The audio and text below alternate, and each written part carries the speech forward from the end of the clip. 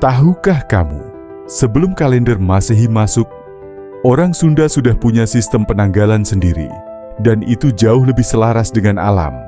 Sistem ini bukan sekadar hitungan hari, tapi penentu panen, upacara adat, hingga strategi kerajaan. Kalender Sunda kuno dibagi ke dalam siklus mangsa dan wulan, berpatokan pada pergerakan matahari dan bulan, serta perubahan musim dan cuaca. Satu tahun terdiri dari 12 bulan, namun pembagiannya tak sama seperti kalender barat. Mereka mengamati fenomena alam seperti munculnya bintang tertentu, misalnya kerti, arah angin, dan suara binatang untuk menentukan waktu bercocok tanam, berburu, hingga melangsungkan upacara.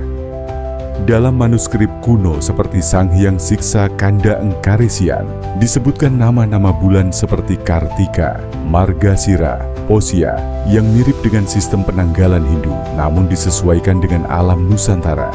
Ada juga sistem wuku yang membagi waktu menjadi siklus 30 mingguan, mirip kalender Bali. Tapi masyarakat Sunda mengadaptasinya secara lokal. Contohnya wuku Sinta untuk awal siklus kehidupan dan pertanian. Kalender ini digunakan secara praktis, hari baik menikah, membuka ladang, atau bahkan hari pantangan. Semuanya berdasarkan harmoni waktu dan alam, bukan angka semata.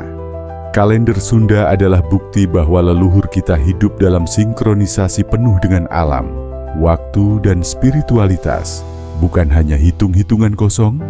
Kalau kamu masih percaya hari baik dan hari buruk, sistem ini jauh lebih tua dari yang kamu kira. Like, komen, dan share biar sejarah Sunda terus hidup.